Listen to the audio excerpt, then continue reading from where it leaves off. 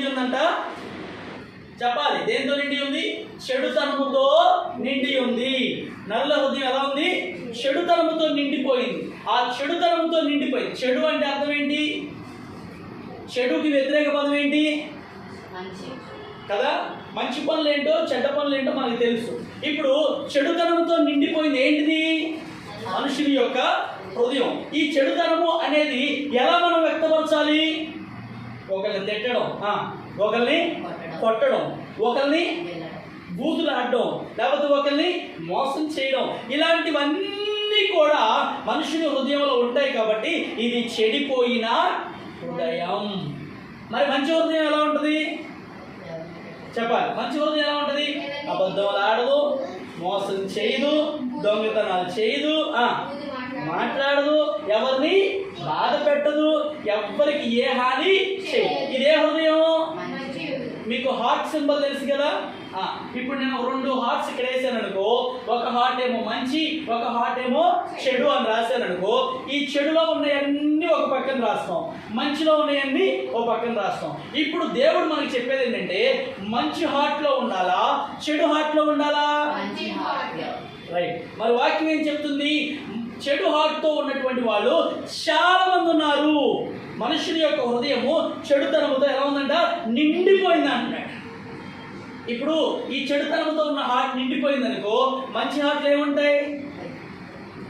ఏముంటుంది? ఖాళీగా ఉంటుంది, అంటే ఎంటీగా ఉంటుంది, అందులో ఉండదు అనమాట. ఇప్పుడు మంచితనంలో ఎక్కువ క్వాలిటీస్ ఉండాలా, చెడులో హార్ట్లో ఎక్కువ క్వాలిటీస్ ఉండాలా? అంతేగా. చెడులో తక్కువ క్వాలిటీస్ ఉండాలి, మంచిలో ఎక్కువ ఉండాలి. ఏమైనా పిల్లకి ముసుగు తీయండి, వినాలి, వాక్యం వినాలి. కాబట్టి ఆ చెడు హృదయంలో తక్కువ క్వాలిటీస్ ఉండాలి, మంచి హృదయంలో ఎక్కువ క్వాలిటీస్ ఉండాలి. దేవుడు కోరుకుంటుంది ఏమిటంటే మంచి హృదయంలో మంచి ఆలోచనలు ఉండాలి, మంచి తలంపులు ఉండాలి, అందరికీ మంచి చేసేటట్లుగా ఉండాలి. కానీ వాక్యంలో ఏం చెప్తున్నాడంటే ప్రతి మనుషుని హృదయం ఎలా ఉందంట? చెడిపోయి ఉంది. ఆ చెడుతనంతో ఎలా ఉందంట? నిండిపోయి ఉందంట. ఒక గ్లాసులో మీరు నీళ్లు పోసారనుకో, నిండే వరకు పోస్తారా, నిండి కింద పడిపోయేదాకా పోస్తారా? నిండేదాకా పోస్తావు. నిండిన తర్వాత ఎవరికైనా ఇచ్చి తాగమని చెప్తావు, లేకపోతే నీ అంతటి నువ్వే తాగుతావు. నిండా పోసేసుకుని ఇంకా కింద పడిపోయి, ఇంకా కారిపోయి, ఇంకా జారిపోయి కదా పోతావా? పోయింది కదా. ఇక్కడ హృదయం ఎలా ఉందంటే నిండిపోయి పొర్లి పోతా ఉందంట.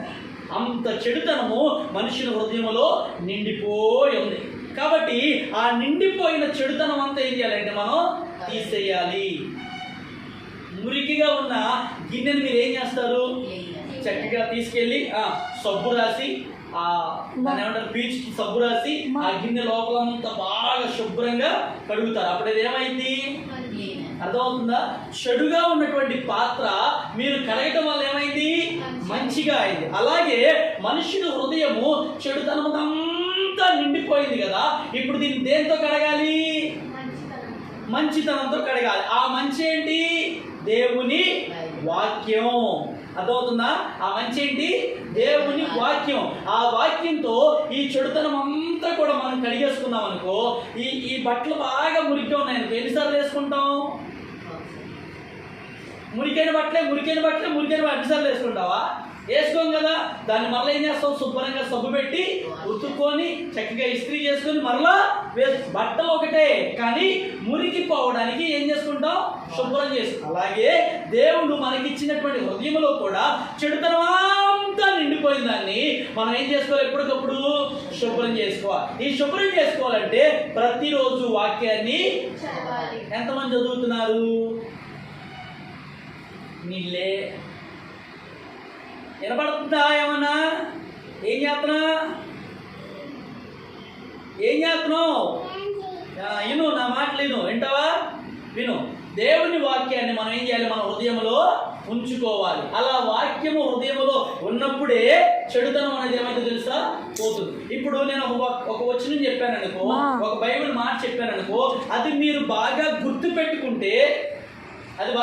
పెట్టుకుంటే మీతో పాటు ఎవరైనా నడిచేవాళ్ళు అని తిట్రా, అని కొట్టే ముందు కొట్టు అన్నాను అనుకో, నేను బైబిల్ వాక్యం చెప్తుంది ఎవరిని కొట్టకూడదు అని. అర్థమవుతుందా? నీ పక్కనోడు ఏమంటున్నాడు?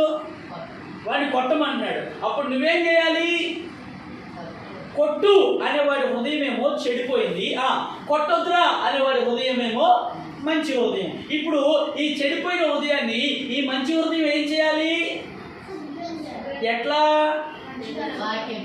ఎట్లా చెప్పాలి? ఏమని? అరే వాడిని కొట్టకూడదు, వాడిని ఏమి మనం అనకూడదు, దేవుడే చూసుకుంటాడు అని చెప్తే నీ మంచి హృదయం ఆ చెడిపోయిన హృదయాన్ని ఏం చేస్తుంది తెలుసా? బాగు చేస్తుంది. అదే దేవుని వాక్యము చేసే పని. దేవునికి స్తోత్రం కలుగును గాక. హల్లెలూయా. చేతులు ఉన్నాయా లేవా? హల్లెలూయా. రైట్, మళ్ళీ ఒక వచనం చదువుదాం. ప్రసంగి